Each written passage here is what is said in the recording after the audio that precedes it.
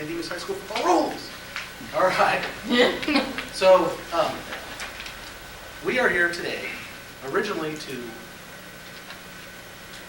give you a plan for webifying awesome cards and comics. But midstream, we decided that we'd rather bring an NHL team to Portland. So we changed our mind. And we came up with this plan. Basically what we have here is a group of investors, including us, who are going to bring an NHL team to Portland. And we have been assigned as a subcommittee to research the NHL and find out a good team to get, and then have us all vote and figure out which team we'll actually purchase and move. And as you can see, I just pretty much went through all that, but we will purchase an NHL team. We will move that purchase team. That way we don't have to go ahead and buy a new franchise, go through the whole building process. We can get a team that's existing and has a history with affiliates and all that type of thing. And then we will, of course, sell season tickets to our fan base so that we can support ourselves as we have this team. Again, how did we get here? We, the group of investors, assigned a subcommittee, which is myself, Don Royce, Anthony Trullo, Paul Weaver, and Tricia Landon. And we are going ahead and analyze the NHL. We're going to report on viable target franchises. And then what we found is that there are basically 3 teams available, and each one of my associates here will come to you and show you those 3 teams, beginning with the Ottawa Senators and Anthony Trullo. I'm going to give you a little background about the Senators, and then I'm going to go into their record as of late. The team was actually founded in 1901, so they've been around for quite a long time. They had great success for about 32 years. They were actually won the Stanley Cup for 4 years. Moving actually to 1932 was when the team started to take a severe downturn. Things began to go downhill. The team struggled to hold themselves together. However, with poor audience and lackluster games, things were kind of going south for them. In 1933, the Senators were actually forced to withdraw from the NHL, and the players were divvied up between the leagues to fill in where people were injured and actually put aside into junior hockey teams. In 1934, a cap of $70,000 was actually put on the roster, which really kind of cut back players. They couldn't really afford to get key players to join their team. And on the brink of the Great Depression, the team actually had to move to St. Louis, and the Ottawa Senators were no more. They actually continued on in St. Louis as the Eagles. And the hockey team wouldn't return to Ottawa for 54 years. So moving to 1992, since their return, they have shown progressive success. They have actually built every year towards a better and better team. They actually made the playoffs for the last 3 years and led their division. I'm going to tell you a little about some key players. Left wing, Sean McEachern just played his 500th NHL game last season. He's a real seasoned veteran. He scored 31 goals and led the team in playoff scoring.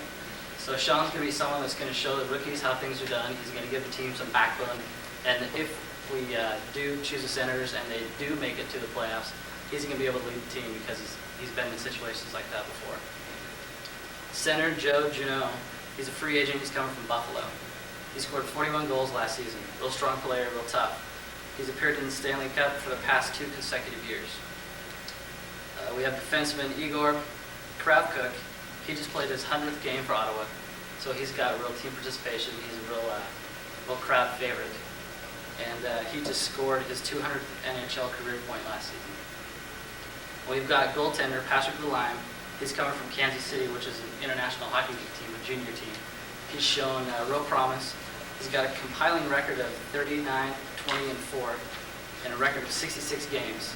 He has a goal average of 3.1 per game, so he's a real strong guy. He's actually made 1,708 career saves, which is pretty good. The Senator Ottawas have a farm team, the Grand Rapids Griffins, the International Hockey League affiliate. The Griffins have been at the top of their league for the past 3 years, and this is key for the Senators because when people get injured, they look to the Griffins to come in and replace those guys, and also to add bulk in the playoff season. Lately, or as of late, last year, the Grand Rapids were pleased to announce that their head coach, Guy Charon, was named the International Hockey League's Coach of the Year from 1999 to 2000. And that's a pretty substantial thing. He was actually, he earned the Commissioner's Trophy through a vote of IHL governors, general managers, and coaches. So not only his peers voted on him, but people that were above him as well. The valuation of the team is somewhere around the neighborhood of 78 million American dollars. And this actually, or the Senators are the 6th lowest paid team in the league. So they're pretty far down. They're not all the way at the bottom, but they're going to be fairly cheap. And in conclusion, I'd like to state that not only are the Senators a strong team player-wise, but they're also strongly coached. They have continued to have success since their return to Canada, since their return to Ottawa. And with the Canadian leagues looking for ways to fund the teams to keep them in Canada, and not being able to come up with that, this would be a real opportune time for us to go ahead and make a bid for the Senators. So they're a strong team, they're established, they've had consistent playoff showing, so I think this is going to be a strong team for us. And right now, I'm going to turn it over to my colleague Paul, who's going to talk to you about the Carolina Hurricanes. Thanks, Tony. Just as Tony gave you guys, I want to give you a breakdown of the Carolina Hurricanes. They're a team that we're looking at, that we went out and got some history on them and looked at their record, and it's a team we think that you guys would be interested in purchasing to bring to the Portland area here. Back in 1971 is when this team was put together. They were originally known as the New England Whalers back in '71, and they were in the World Hockey Association at that time. In 1979, they joined the National Hockey League as the Hartford Whalers, and in 1993, they were purchased by their current ownership. 1997 is when they moved to Greensboro, North Carolina, and that's when they changed their name to the Carolina Hurricanes. To go over a little bit of the record of the team, to give you guys an idea of their past performance, so that you can make a judgment later. The 1997 and 98 season, they had 82 games. They won 33 of those games. They lost 41 and they tied 8. They had 200 goals for and 219 goals against and 74 points. And they ended up 9th in the standing in the East Coast League, and they missed the playoffs that year. In 1998 and 1999 season, again, they played 82 games that season, and they had 34 wins, 30 losses, and 18 ties. They had 210 goals for, 202 goals against, and 86 points, and they finished 3rd in the East Coast League that season. And they finished in the playoffs. They were eliminated in the first round. The current season that just ended, or is continuing to go right now, the 1999-2000 season, again, they played 82 games. They had 37 wins, 35 losses, and 10 ties. They had 217 goals for, 216 goals against, and 84 points. Again, they finished 9th in the East Coast, and they missed the playoffs this year by only 1 point. To cover some of the key players that they have that I think is their strength to their team. One of the key players is Paul Coffey. He's a defenseman. He's 39 years old. And he's a future Hall of Famer. He's one of their strong players that they have this year. 2 of the players that they've had, that they currently have, played for a local team, the Portland Winterhawks, and that is Nolan Pratt and Glenn Wesley. Both of them are defensemen. Nolan is a solid player. He always gives a good turnout when they play. And Glenn Wesley, he's a hard hitter. He's always there for a good hit on the opposing players. Some of the affiliations that they have are the Cincinnati Cyclones, which is an American Hockey League team based in Cincinnati, Ohio, and they are currently in the playoffs for this year for the Turner Cup. Another affiliate they have is the Florida Everglades, which is in the East Coast Hockey League. And they only played 5 games. They're kind of a farm team. They had 2 wins and 3 losses in their season. The value of this team is $70 million US, and they have the 9th lowest payroll in the NHL, which is $27,750,000. In conclusion, I'd just like to see if there's any questions that anybody has about the facts and figures that I gave you on this team. You guys do, did you do any work to project what income the team's going to bring to the city at all?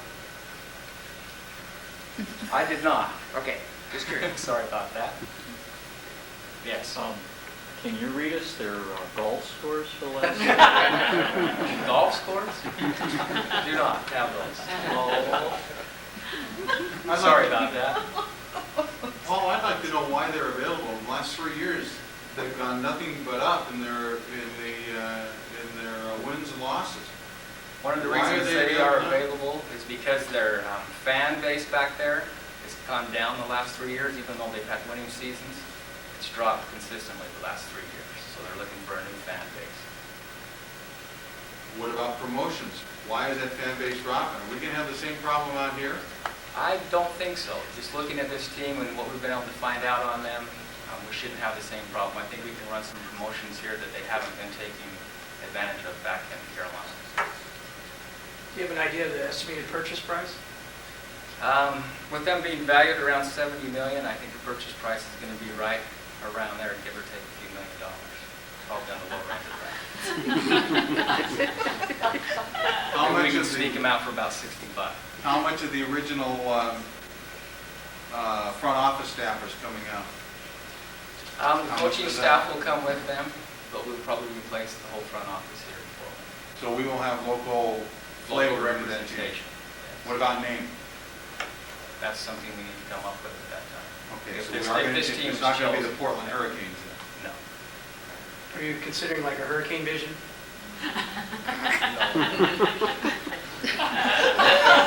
Beat up. You want to call them tsunami? Okay, I will turn the time over now to Trish. She will cover the Calgary Flames. Thank you. Paul? The Calgary Flames have been in the NHL for 28 years. They started in 1972 originally as the Atlanta Flames, and they were an expansion team. In 1980, the team was moved to Calgary and renamed. The highlights of their record include in 1983, they lost the Stanley Cup in the finals to the Montreal Canadiens. And in 1989, they won the Stanley Cup. During the past 3 seasons, the team has struggled. They have only won approximately 37% of their games. In the last season, they placed 12th in the West and did not make it into the playoffs. And the previous 2 seasons, they placed 9th in the West and also did not make it into the playoffs. Some of the key players include Phil Housley, who plays defense and is a future Hall of Famer. Valerie Burry, who is a forward and scored 35 goals last year. And Jerome Love, who's also a forward. He was a former Rookie of the Year and is a future star. Affiliations include they own the St. John, they own a farm team based in St. John, New Brunswick, Canada, and is ranked the 5th farm team in the NHL and is full of young prospects. The current estimated value of this team is $80 million US.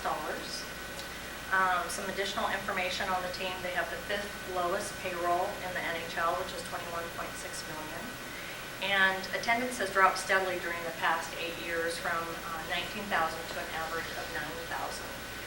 The owners have indicated that if the ticket base does not reach 14,000 by June 30th of this year, they will sell the team.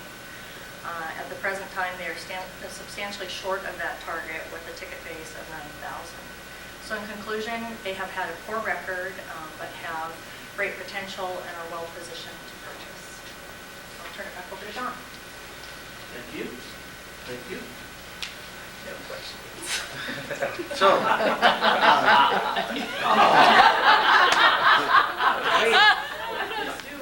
so, I think you are, Paul. so what we'd like to do now is the audience participation part. And we noticed that you all have little dots, so we'd like you to vote for the team that you would like to purchase.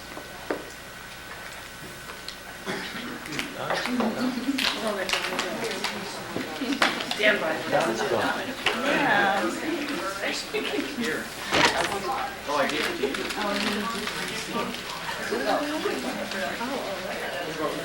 Doesn't matter what color you got. Here's the dot. Oh, thank you. Oh, I guess it's just dusted. It's, You have a gun? You have an extra. Seriously, Queen. That was marvelous. I want extra credit for providing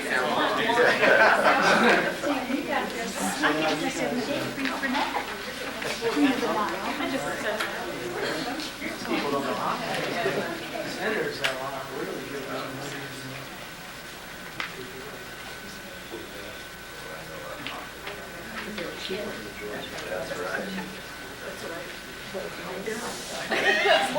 That's exactly what I did. I'm sorry, what I do,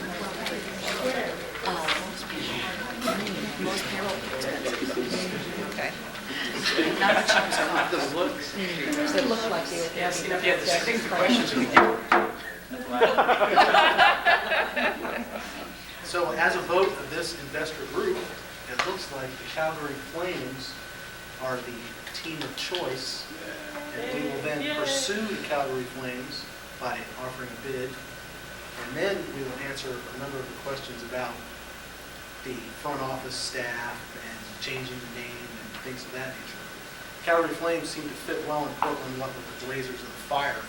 So they may keep the same name. But we want to thank each of you investors for coming here tonight and listening to our little show, and have a nice evening.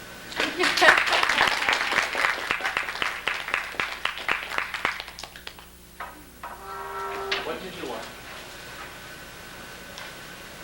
I want to know why you guys picked the team with the worst record. The farm system, good connections, good affiliations. We like the name. It was the cheapest. Actually, the most expensive. Most expensive, but that's because They were they're the- on farm Has the team. most Was the potential. $80 million. Here we are discussing what. That is so funny. What does that say about the presentation? Honestly, they did a good job. You're gonna spend your money on this.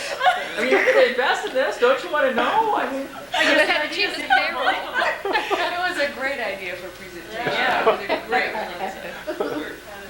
You were like sports tech, you had your facts, like, Yeah.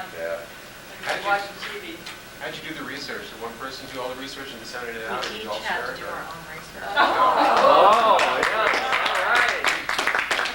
So Don got lucky. Well, actually, I thought that I got lucky.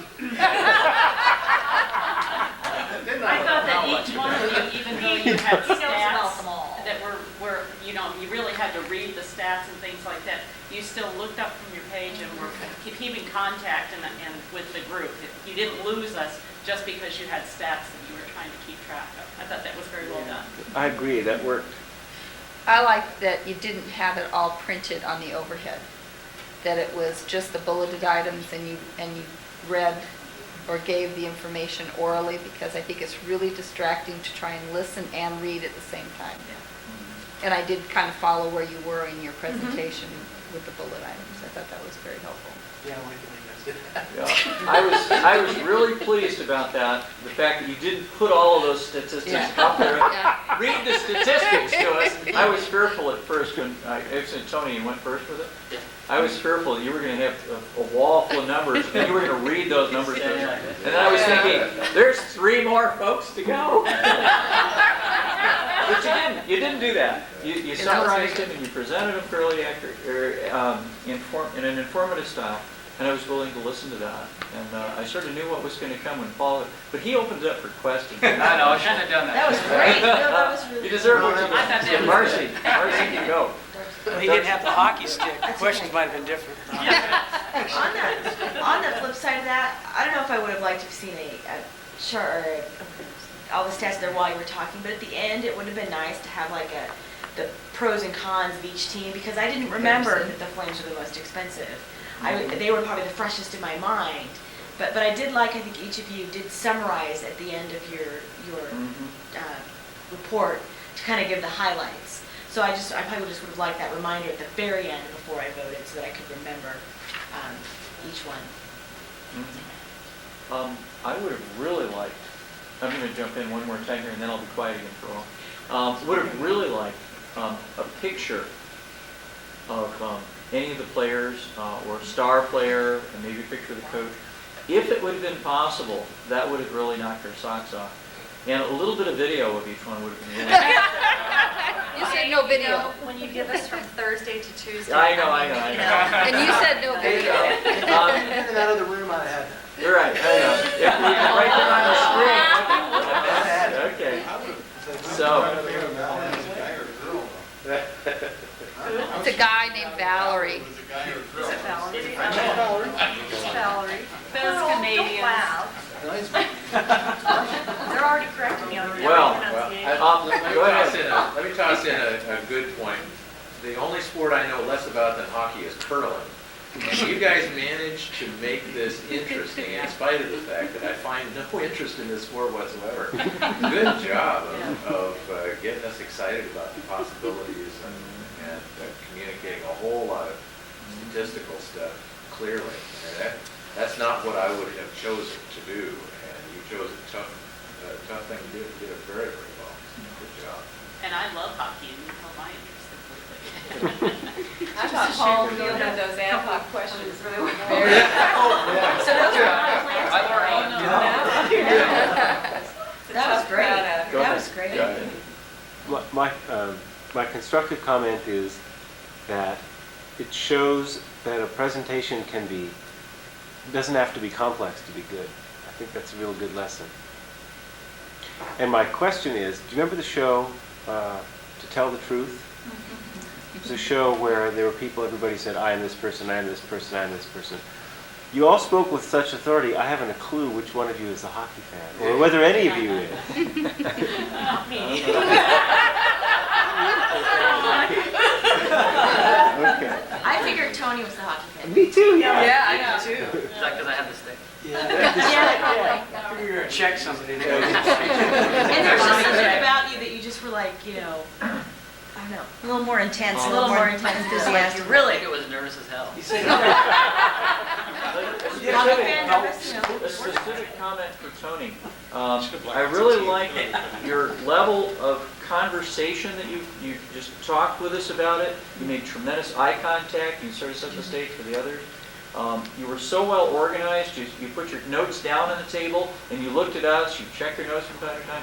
But most of the time, you're just looking at us and telling us what was going on. I felt like we were sitting in somebody's living room just sort of chatting about this with you, and it was your turn to talk about stuff because you knew more than anybody else about that team. And we were just getting the Amway sales job here. And it was really good that way.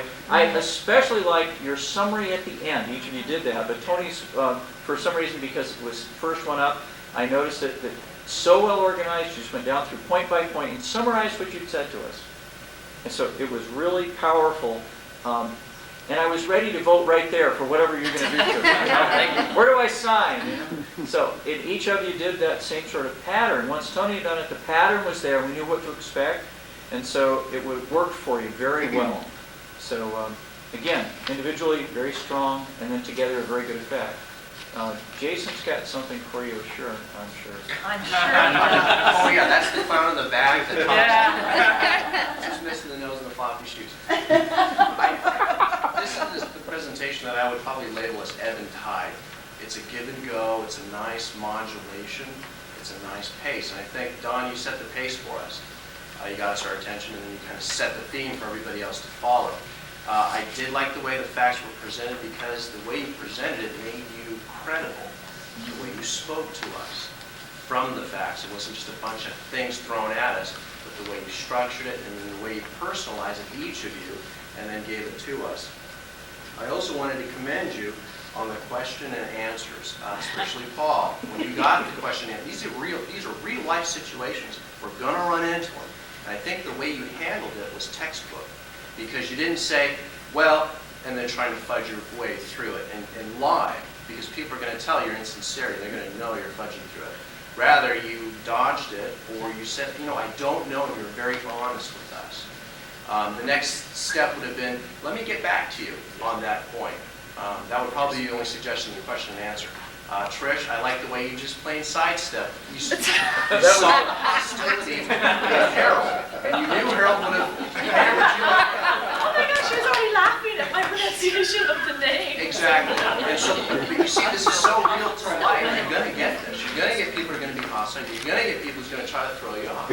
And if you see that, time to step away and still lead with a good face and not bring the rest of the team down, especially if you know that you're not prepared to answer those type of questions. So I wanted to commend you on that.